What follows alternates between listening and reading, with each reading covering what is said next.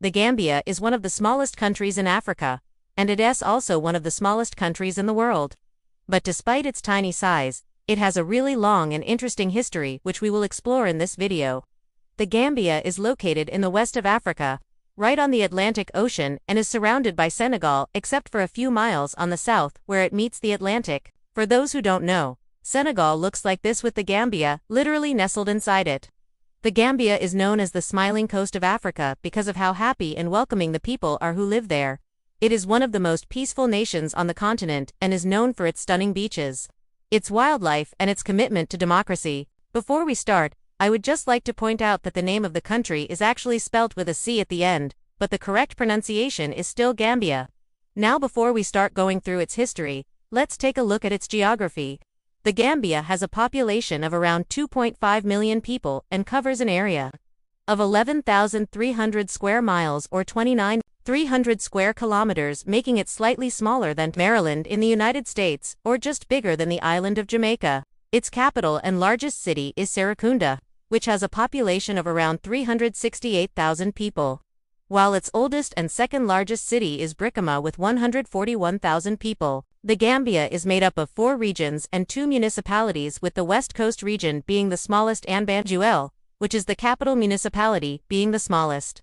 The Gambia has a tropical climate and is covered in lush green vegetation, especially along its coast and around its rivers. Its most defining physical feature is the lower reaches of the Gambia River, which runs through the entire country from south to north before emptying into the Atlantic Ocean.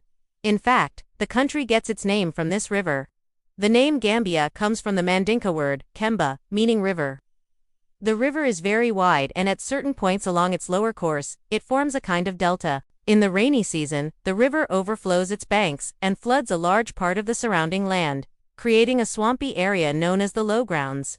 This area is home to a variety of wildlife, including hippos, crocodiles, monkeys, and birds.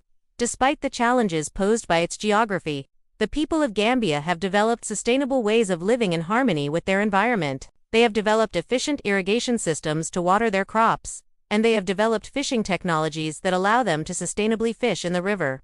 They have also developed strong communities and a rich culture that celebrates their history and traditions.